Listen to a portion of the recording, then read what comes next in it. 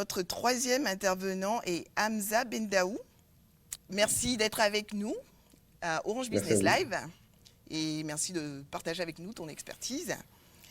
Hamza est cofondateur de So8. Il a une formation en ingénierie et finance. Il est diplômé de l'ENSET et de Supaéro en 2012. Il a travaillé pendant 5 ans dans le domaine des assurances pour Gras Savoie, où il dirigeait une équipe d'actuaires passionné par les véhicules aériens sans pilote. Il a conçu et construit des drones autonomes à longue portée, capables de voler jusqu'à 4 heures et dotés de plusieurs capteurs embarqués destinés au travail agricole. Waouh, bravo, Hamza. Son intérêt majeur pour l'Afrique et l'agriculture l'a emmené à utiliser ses compétences pour construire des algorithmes pouvant aider les agriculteurs à réduire leurs intrants et à maximiser leur rendement. Hamza est un expert en analyse de systèmes embarqués et d'assurance Big Data. En tant que pilote de drone certifié, il a formé de nombreuses entreprises au pilotage de drones et à l'agriculture de précision dans plus de 12 pays africains.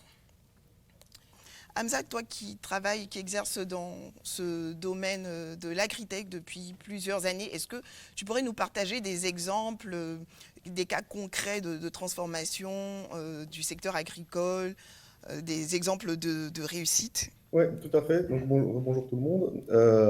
Donc, en effet, en fait, je rejoins ce que disait Latifa sur les outils d'aide à la décision, parce que c'est exactement ce qu'on développe à SOWIT, c'est-à-dire des outils qui vont aider les agriculteurs à avoir une autre vision sur leur parcelle. Pour donner un exemple concret, l'agriculteur, sa technique initiale, c'est simplement peut-être d'aller faire des prélèvements de sol sur deux, trois points, d'aller faire des prélèvements de foliaires pour les emmener à un laboratoire. Mais du coup, il n'a pas une vision globale, surtout quand on parle d'agriculteurs de parcelles qui vont faire 5, 10, 50 ou 100 et plus d'hectares. Donc, ce qu'on apporte avec les outils de la décision, c'est des outils qui peuvent être déportés, c'est-à-dire l'utilisation de l'imagerie satellite, l'utilisation de l'imagerie drone, l'utilisation de capteurs qui vont être placés au sol pour permettre à l'agriculteur d'avoir une vision globale. Et il y a un point qui est important dans ça, c'est qu'on ait des outils d'aide à la décision, c'est-à-dire qu'à SOWIT, en fait, on apporte ces conseils à l'agriculteur, mais au final, c'est très important de comprendre et de respecter le fait que l'agriculteur, il est sur sa parcelle, c'est lui qui a l'expérience de sa parcelle. Souvent, on parle à des agriculteurs qui ont plusieurs dizaines ou d'années d'expérience, des agriculteurs qui viennent de familles en fait sur ces parcelles-là, qui ont eu une expérience de 30 ans par exemple sur la parcelle. Et donc c'est très difficile de changer ou de l'orienter pour cette décision. C'est pour ça que c'est important de rester sur le côté aide à la décision, apporter une vision à l'agriculteur et lui permettre petit à petit de valoriser un peu ces outils pour, bien sûr, conduire une intensification durable des cultures. Ça, c'est un point qui est important. Je pense qu'on y reviendra. Au final, l'objectif derrière tout ça, je pense que c'est important de le dire dès le départ, c'est de faire en sorte que les agriculteurs africains arrivent à leur potentiel de production par rapport à d'autres continents. Quand on parle par exemple de culture classique comme la culture du blé, on est sur des rendements moyens qui sont extrêmement faibles, 2 tonnes et demie, 3 tonnes hectares par exemple en moyenne pour un rendement blé en Afrique, alors qu'ailleurs on va être aux alentours de 6, 7 tonnes hectares. Donc c'est très important, via ces outils, d'aider l'agriculteur et de l'onboarder pour qu'il change un peu sa manière d'opérer sur sa parcelle. Évidemment, il y a un peu de conduite du changement. Le digital est très important dans ce cadre-là, parce que ça va permettre également de ramener des jeunes sur l'agriculture. On a remarqué que de plus en plus qu'il y avait un exode rural qui était important en Afrique en général. Et donc, ramener des technologies digitales vont permettre aux jeunes de revenir sur les parcelles et de se les réapproprier et de les conduire de manière aussi un petit peu différente. Pour revenir sur les outils, il y en a un très grand nombre. On aura, je pense, l'occasion d'en parler en détail. Comme je disais, il y a l'utilisation du drone pour à la fois faire des analyses de parcelles. Il y a l'utilisation du satellite, pareil pour faire des analyses de parcelles, pour les aider sur la conduite technique. Nous, par exemple, à Solid, on va aider les agriculteurs à apporter la bonne dose d'azote au bon moment, à récolter au bon moment. On va les aider à estimer leur rendement sur la parcelle pour leur donner un levier par rapport, par exemple, aux pisteurs qui peuvent venir sur leur parcelle pour essayer d'acheter ces cultures-là. Et donc, c'est important aussi d'y aller petit à petit avec l'agriculteur pour qu'il s'approprie ces technologies et qu'il comprenne la valeur ajoutée qu'il y a derrière. Je vais me tourner maintenant vers Hamza, vers toi Hamza. Hamza, est-ce que tu peux nous parler un petit peu des défis de la transformation digitale du secteur agricole? Oui, tout à fait. Alors, il y a pas mal de sujets qui ont été évoqués par Ken et Latifa. Je vais me concentrer un peu sur l'expérience concrète terrain qu'on a eue Mm. avec les différents agriculteurs avec lesquels on a pu travailler. D'un premier temps, en fait, il y a vraiment quelque chose de positif à voir, c'est-à-dire que entre 2017-2018, quand on a commencé, nous, notre activité, et qu'on arrivait chez un agriculteur, alors évidemment, initialement, les agriculteurs qui vont être les plus matures pour ce genre de solution, ça va être plutôt des gros agriculteurs, des agribusiness. Mm. Quand on allait les voir, on avait beaucoup de mal. C'est-à-dire qu'on était presque pris, je dirais, pour des extraterrestres. Comment, avec le satellite ou avec les drones, tu vas m'aider à optimiser mon intrant, à réduire mon irrigation, optimiser mon irrigation, estimer ma date de récolte. Et donc, il y a beaucoup de pédagogie et de travail d'onboarding qui a dû être fait avec ces agriculteurs-là. En parallèle, il y a un rôle très important des institutions, des DFI ou des institutions comme la CTA avec laquelle on a beaucoup travaillé à Sowit et qui nous a permis d'aller former plusieurs agriculteurs, agribusiness dans différents pays à ces technologies d'agriculture de précision pour faire du capacity building tout simplement et permettre de faire en sorte que les gens à qui on parle connaissent déjà la base de ce qu'on fait et comment l'agriculture de précision peut les aider à avoir un impact sur leur conduite technique. Donc ça, c'est le premier point. Le deuxième point, euh, c'est qu'on voit une vraie maturation rapide du marché. Moi, personnellement, ou à Sowit en général, entre 2019 et 2021, on voit un vrai changement. C'est-à-dire que maintenant, quand on va voir des agribusiness ou même des agriculteurs moyens, on n'a plus besoin d'expliquer ce qu'on fait. Ils savent déjà ce qu'on fait, ils ont testé des solutions, ils ont vu la valeur ajoutée, et donc il y a beaucoup moins de ce travail à faire, et du coup, ça se transforme simplement en essayer de répondre aux pain points de ces agriculteurs. Et ça, c'est très important, c'est-à-dire c'est un des gros défis. Et je rejoins un peu ce que disaient Ken et Latifa sur je dirais la fracture numérique ou la difficulté d'atteindre différents agriculteurs parce qu'on a différents segments. On peut passer du smallholder farmer à la grande agribusiness avec un éventail qui est énorme de pratiques et de techniques et de blocages qu'on va avoir sur le terrain. Et donc, ce qui est important, c'est en fait d'apporter différents niveaux de valeur. Dans un premier temps, peut-être que pour un petit agriculteur, moins de 10 hectares ou même 50 hectares, ce qui est important pour lui, c'est déjà d'avoir sa météo d'une manière lisible. Alors peut-être sur une application s'il a un smartphone, ou peut-être via de la radio, ou via des messages SMS. Et donc nous, par exemple à Solid, c'est ce qu'on essaye de faire, c'est-à-dire apporter déjà un premier niveau d'information sur notre application. On a toute une partie qui est gratuite, où l'agriculteur d'ailleurs n'a même pas besoin de nous donner son nom, son prénom. Euh, il peut juste rentrer sur l'application et commencer à avoir des informations sur les problèmes qu'il va avoir sur sa parcelle, très simplement, de manière très générique, ou avoir des informations sur la météo ou des alertes, par exemple, sur son irrigation.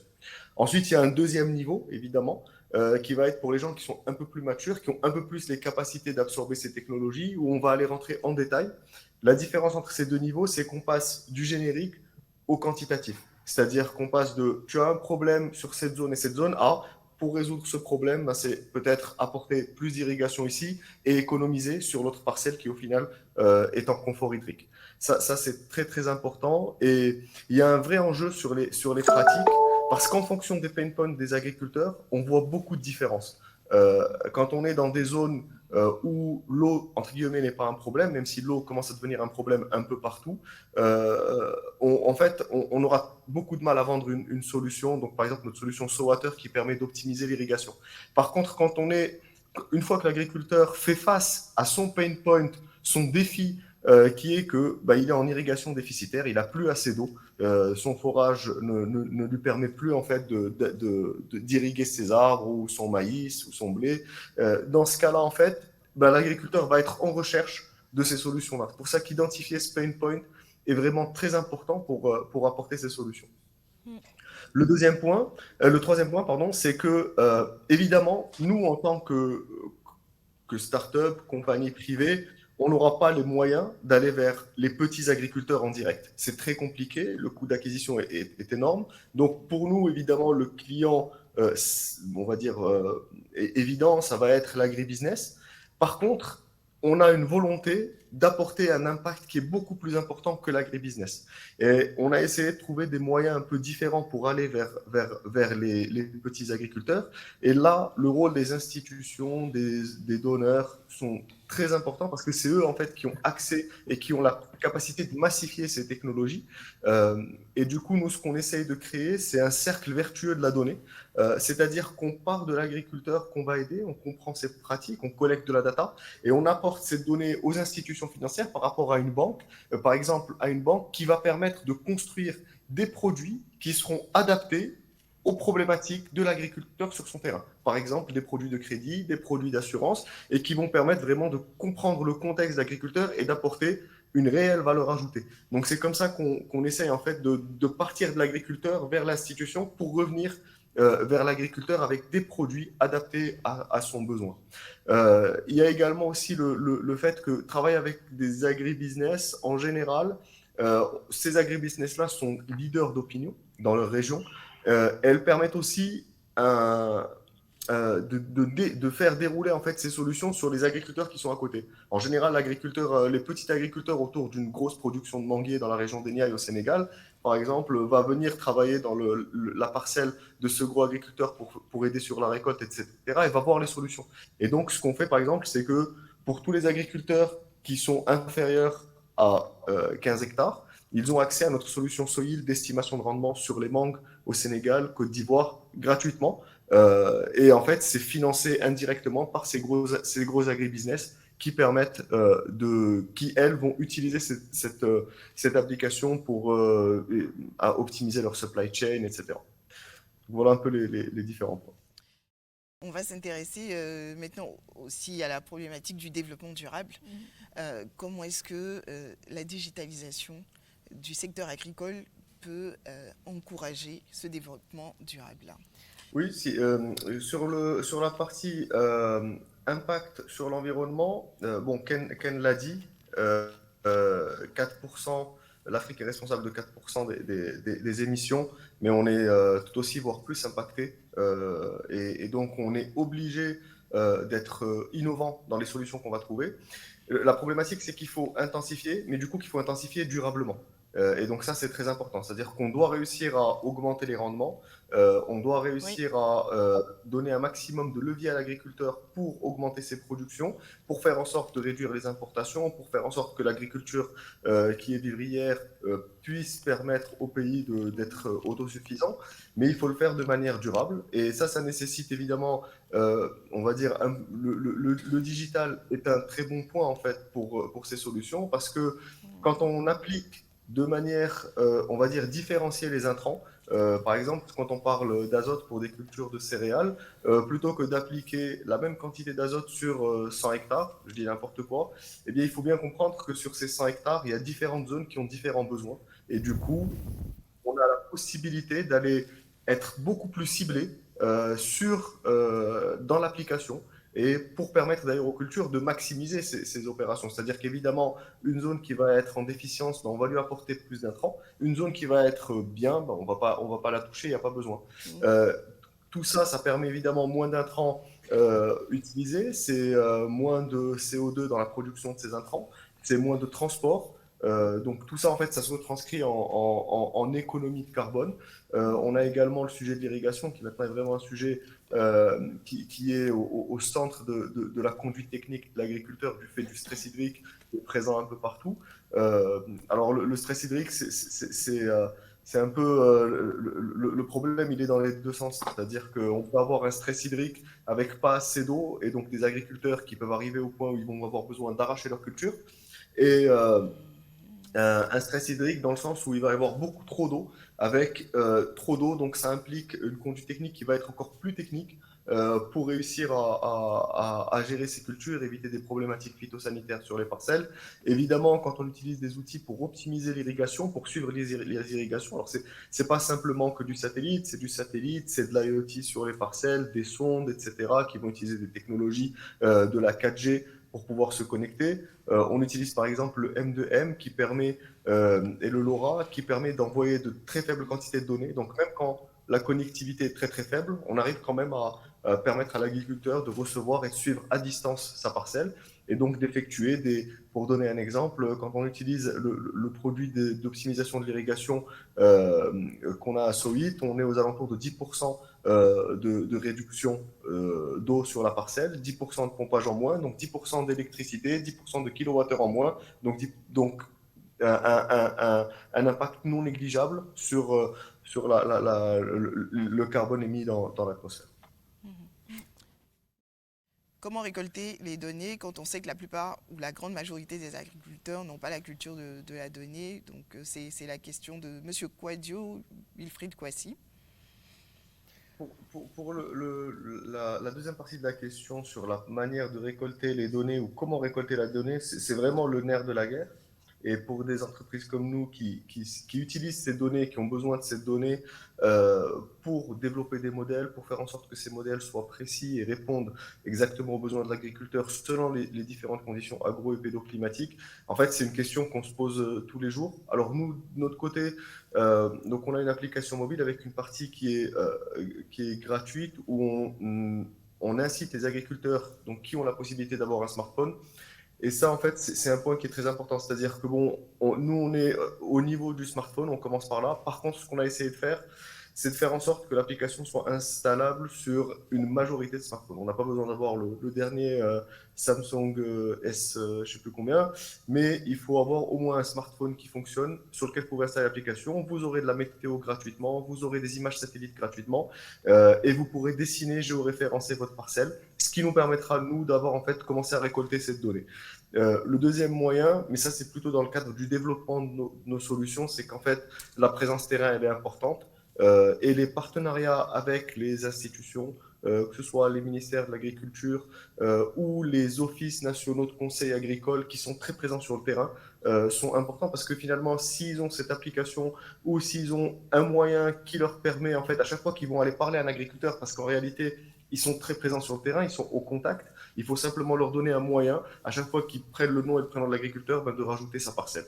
Et comme le disait Latifa, une fois qu'on a la parcelle, on a vraiment unlock quelque chose parce qu'on a la possibilité d'avoir le géoréférencement, la météo, le satellite, de rajouter pas mal de solutions par-dessus.